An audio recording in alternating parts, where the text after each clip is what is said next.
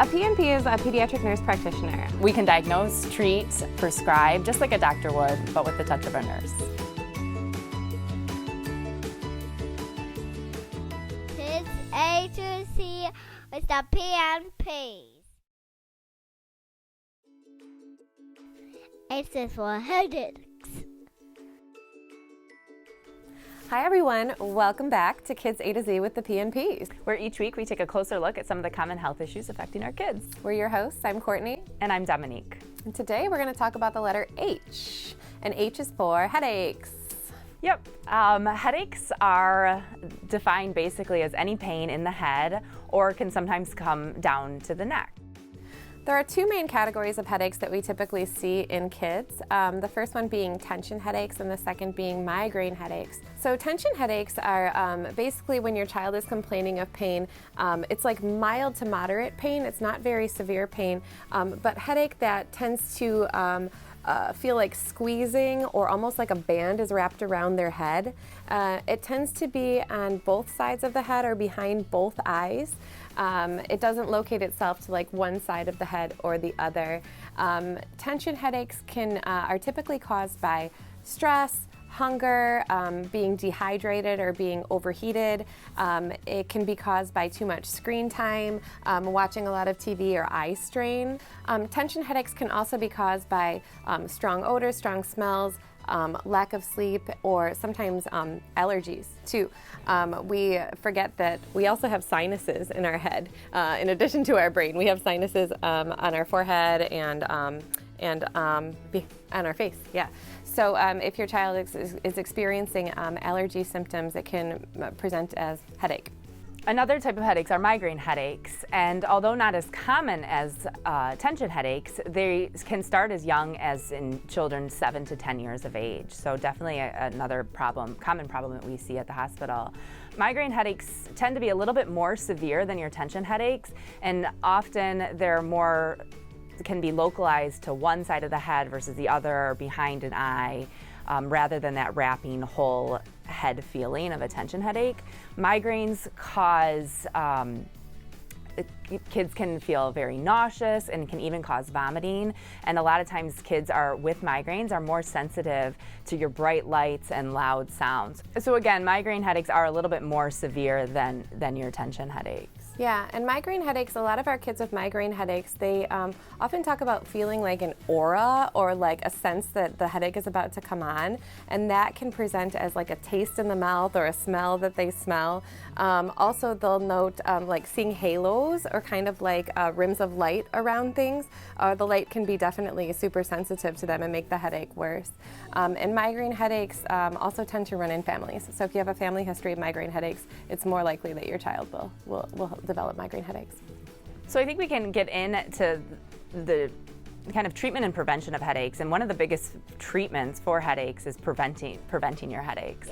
So knowing what triggers your headache, what triggers your migraine. So I always talk to my patients about keeping what we call a headache diary. So when your child has a headache or has a migraine headache that day, writing down not only where the headache is or what it feels like, or how severe it is. We usually grade things on a scale of 1 to 10 with pain, 10 being the worst pain, 1 being no pain. Along with those symptoms of the headache, writing down what happened that day.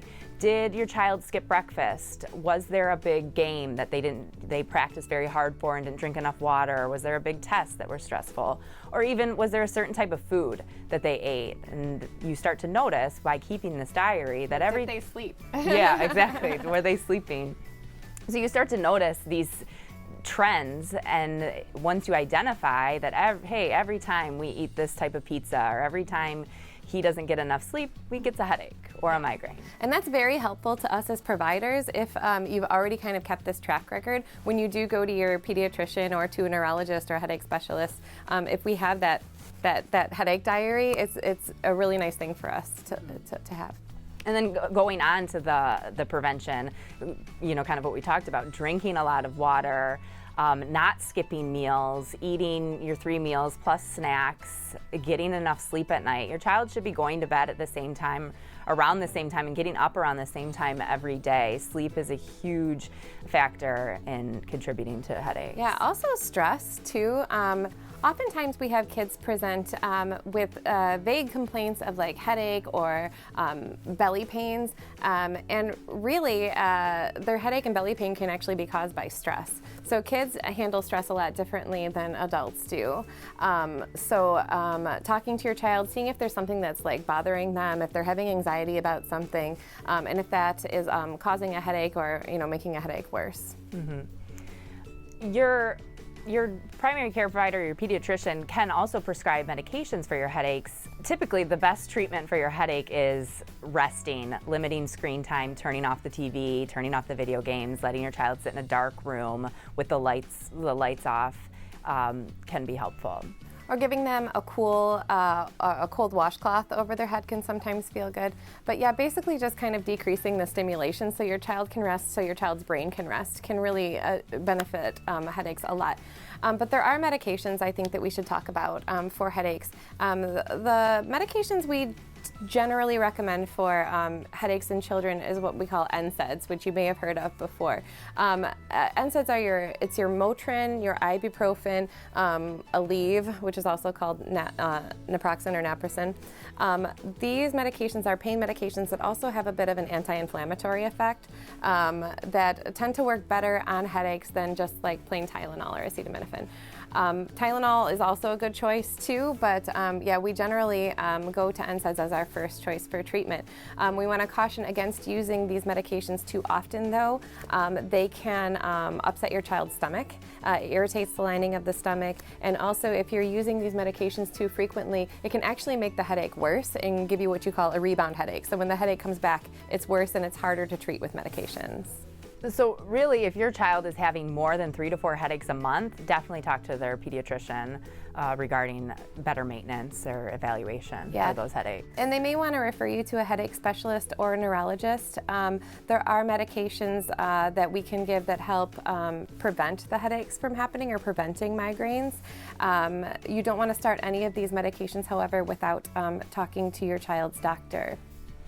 Let's talk a little bit about when you should worry when your child has a headache. If at any point the headache is waking them up from sleep in the middle of the night, or they're waking up first thing in the morning complaining of the headache, and sometimes they have vomiting with it, those are concerns that you definitely want to talk to your pediatrician about. Yeah. If the headache is associated with severe headache, severe neck pain, and fever, we are concerned for meningitis. So you'll want to have your child evaluated right away. If your child's headaches are continuously, you're noticing them becoming more frequently or getting progressively worse, those are signs for concern to talk to your doctor. Yeah. If your child has any changes in their coordination, you find that they are having headaches and they're stumbling, or they're complaining of loss of vision or difficulty seeing. If they are having slurred speech or difficulty speaking, you'll want to have them evaluated. If there was any head trauma, if your child hit their head playing sports or fell down the stairs or whatnot, if they're having head trauma and headache afterwards, we're concerned for concussion or maybe something more serious. Yep. So you bring their child in if any of those things are a concern. Yeah. I think that wraps up everything with headaches. We have a great team of neurologists here at Children's Hospital that they specifically talk about headaches in their clinic every day, all day. You can always call to make an appointment with them. As always, if you have any questions, comments, concerns, please feel free to like, share, comment, email us at kidsa2z@dmc.org. And next week, we're going to talk about the letter I. And the letter I is for immunizations. So we'll see you then.